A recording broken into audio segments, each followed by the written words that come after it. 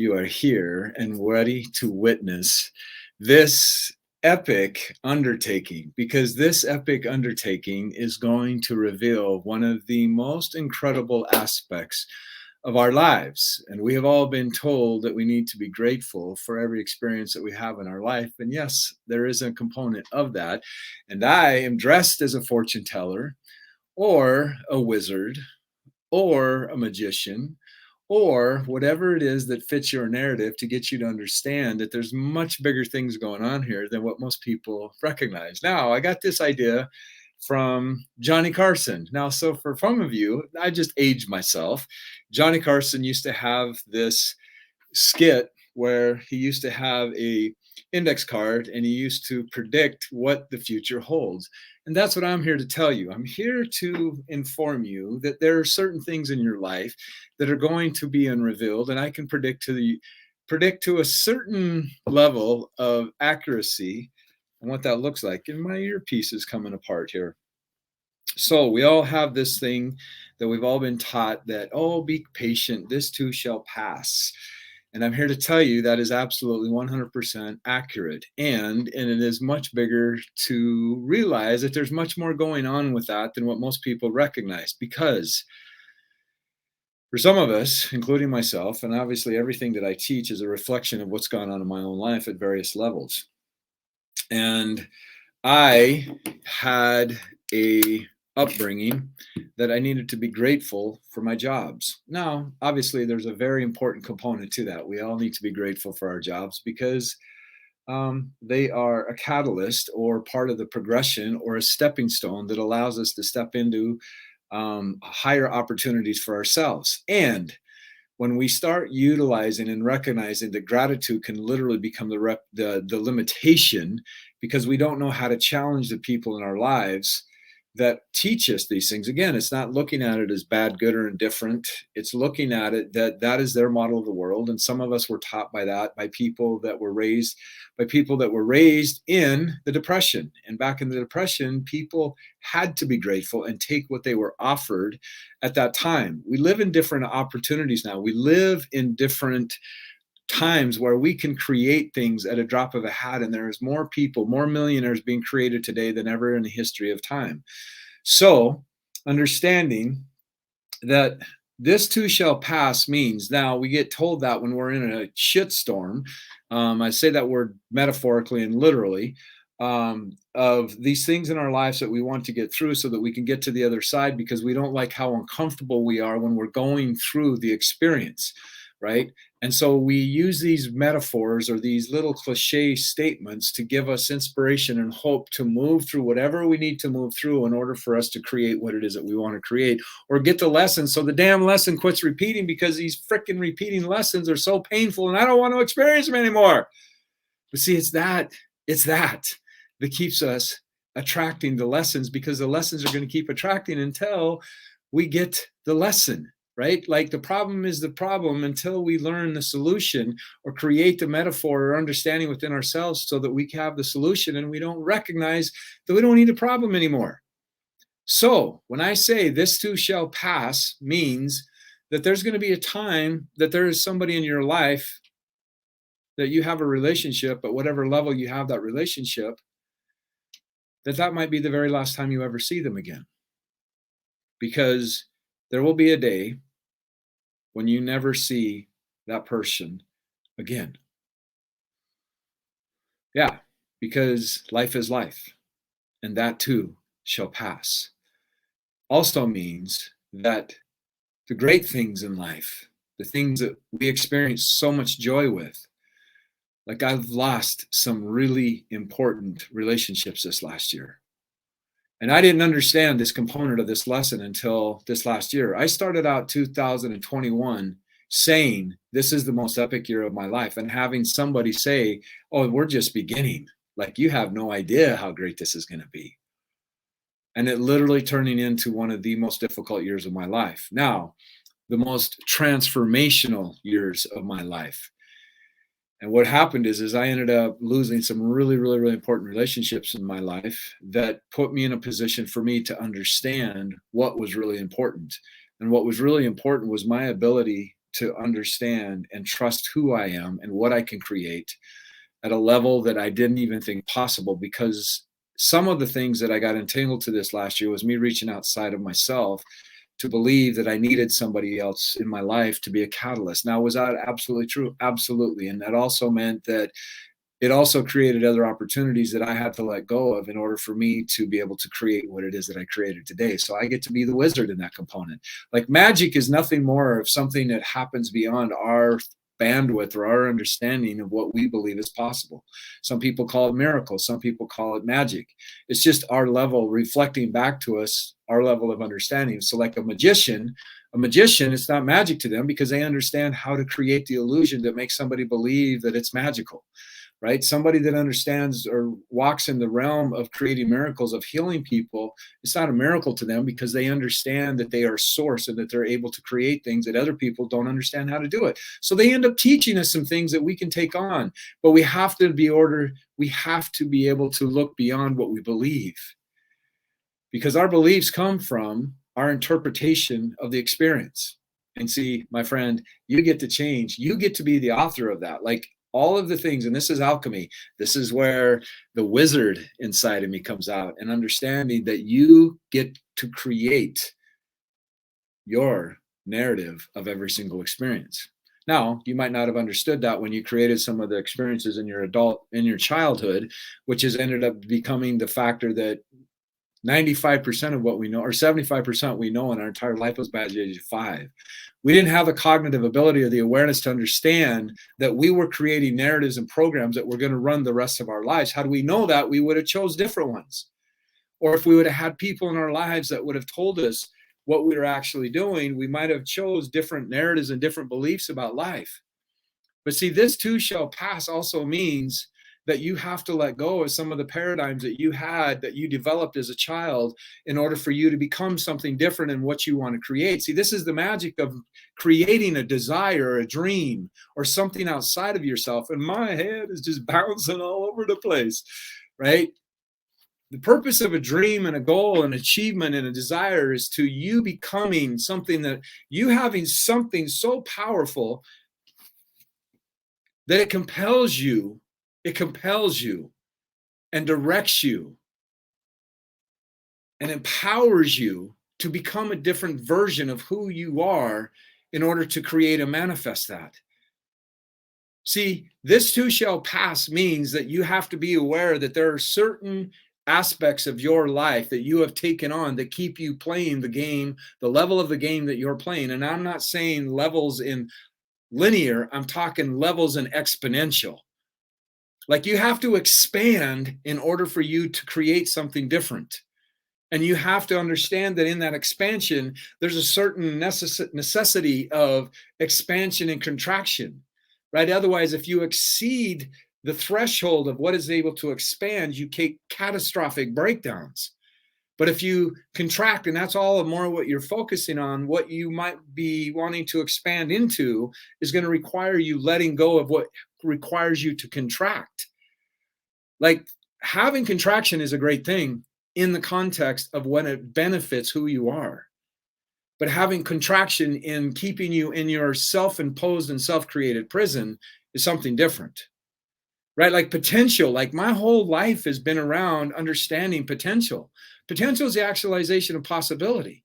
That doesn't mean that it's positive outcome. It has that aspect of it for sure. But potential can also mean, which started my whole journey on this, of me destroying my life. But see, I didn't even value that until I almost took my sister's life, which changed the whole narrative. What if that was my higher self that said, hey, this is what it's going to be required for Jeff to really start valuing life, is we have to put somebody's life that he really values into this equation. What if? But see, me hanging on to that equation caused me to hold myself in a self-imposed prison that wouldn't allow me to expand, right? Because I felt so guilty and shameful for what I did to her. I wasn't able to look at certain aspects of who I am, right? I wasn't able to listen to aspects of who I was that I had to let go of in order for me to embrace the components of me that was required for me to be able to create the new life. This year, This year is my 10x year. And I would not even say that publicly if I did not understand what is inside of me and trust what's inside of me to be able to create that. See, friends, it's taken me what it's taken me in order for me to get where I'm at. And in order for me to do that, I had to let go of what kept me playing smaller. This too shall pass. And see, this too shall pass means it is not based on what's positive or joyful or loving or sad or dark or painful. This too shall pass is understanding. It's aligned with a higher frequency of life, which is called rhythms. Like winter will pass, summer will pass, spring will pass.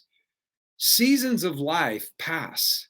And the seasons of life have within it their own experiences that determine what we get to experience out of that based on our ability to be the authority and the author of our lives. You get to determine the experience in itself because you're the creator and the narrative of the narrative.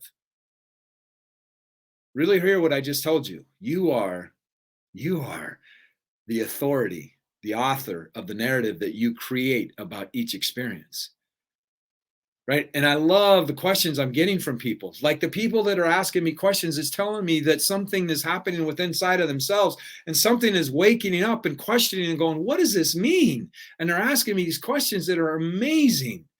And because they ask the questions, hopefully my intention is that I answer in a way that empowers them and inspires them to reach beyond what is wanting to be let go of. See, we have to let go of certain things in our past in order for us to expand our asking to receive something new. To expand our asking to receive something new. See, that's why I always tell people, increase the size of your ask and get your butt out of the way. See, because the moment we ask something, and the next thing that comes in is like, but, I am not able to really receive that. And see, our receptivity is based on our level of deservedness and our level of what we think we're worthy of. And I get there's some teachings out there that say you're not worthy of anything and it's by grace that you've been saved. Got it. And how's that been working so far? Like start looking at the data.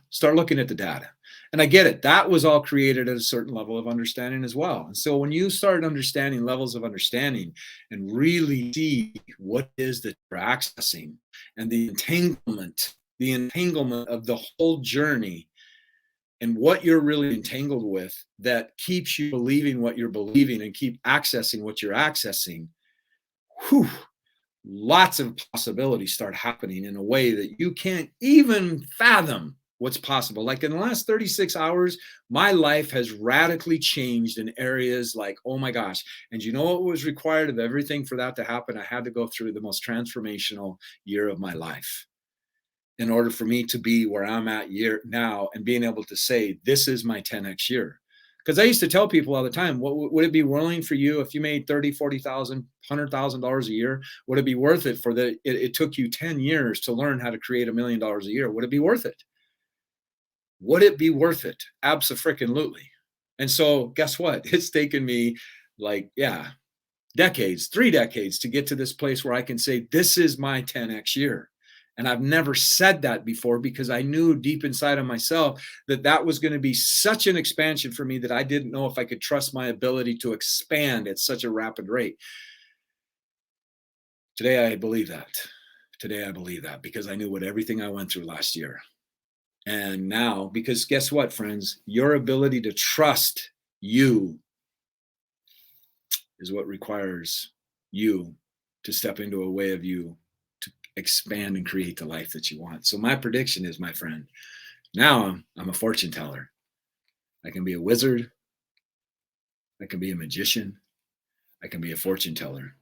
And my fortune teller aspect says, you're going to keep creating the life that you've created up to this point until you make decisions that start unlocking new possibilities within yourself and you start accessing different things and start asking different questions so that you start getting different answers. That's what's going to create your future. Your thoughts that you are having today are going to create your tomorrow. That is unequivocally undebatable. If you want a different tomorrow, then you're going to have to start using different thoughts. You're going to have to start accessing different motions. You're going to have to start letting go of what's created to get you to where you're at. It doesn't mean looking through duality, meaning you let go of everything. It's not what that means. It's looking at this too shall pass.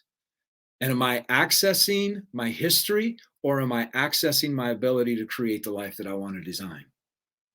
Because what are you committed to? Are you committed to your history? Is your ego so caught up in this narrative that you created the meaning about your history and going, well, dude, if I change this narrative, that means that I might be wrong. Okay, what does that mean? What does that mean? It means nothing more than what you mean it. Failure has no meaning but the meaning you give to it. That's why I say there's no such thing as failure. It's a illusion. It's a thing that people have come up and created, right? Or we've been indoctrinated to believe through our developmental process through education. Just saying that, something to think about, right? You're not a failure. You're not a failure. You've had experiences in your life that didn't turn out the way that you hoped that they would turn out to teach you lessons, and they passed. And what are the lessons that you took from them? How can you take those lessons and turn them into something that becomes your fertilizer? Like shit turns into fertilizer. That's a natural process. What if these stories that you've identified as situations that you don't want in your life become the superpower of who you are? Like, you wouldn't believe some of the conversations that I've had with my clients. It's amazing. It's amazing what people are willing to do to other humans out of pain. It's amazing. It's amazing at how many people are in the transformational industry that are so full of freaking wounds that they have no idea how they're impacting other people because their egos will not allow them to see it. I know I'm guilty of it. I have some egotistical things in my journey on being a coach and a trainer and speaker and all that stuff, and just being like out of my ego, I said some stuff that landed in ways that I wasn't even aware of. And thank goodness I had some people in my life that pointed it out. And thank goodness I was in a place to receive it. Because I don't want to do that to people. But see, when our ego, we're so caught up in our ego and wanting to protect our facade that we've created, so caught up in creating our persona of how we want people to perceive us, which is some of why I got on my brain. My extended brain is acting so big, it's bouncing all over the place. Because I want to disrupt what you see of me. Because what you see of me is a projection of you, not me. And I'm interested in you seeing your own truth. And may I have some tools that I've learned throughout the years that will accelerate that for you, then awesome. Then we both achieve what we wanted, right? Yeah. And I appreciate you being here, my friend. And I hope I disrupted your day enough to get your attention, because your attention, hear very clearly, friends, your attention is your life force. What are you giving it to? Because the more you invest your life force into something, the more subject you become of it. Case in point, when you bet on a football game, it's a much different football game. And you do not see that football game from a logical standpoint of moves and plays and mistakes and things like that. You now are looking at it through the investment that you put into it by betting on that game. And your reason goes right out the window. And we do it in every area of our lives. I've invested into people that led me down paths that have been instrumental in turning my caterpillar into my butterfly. And I don't care who you are or what you think, but I'm sorry, metamorphosis is not a peaceful kumbaya, yippee-hi journey. Ask a caterpillar what it means to let go of their identity and step into being a butterfly. I think you would have a much different conversation. The other thing is, I don't think God's too concerned about death. Just throwing that out there for you. Because it's a different dimension. And God has a much bigger understanding of some things than us little human beings do. Because we perceive things from a finite perspective. God sees them through an infinite perspective. And for us to believe that we know what God thinks, you might want to think about that. Okay? So, what do you think of my big brain? I love it. I'm so glad you're here, and I love each and every one of you, and I appreciate you taking your time, because your time is yours. It's all you got. This is not a dress rehearsal. We have a finite amount of time on this thing called life. What are you doing with it?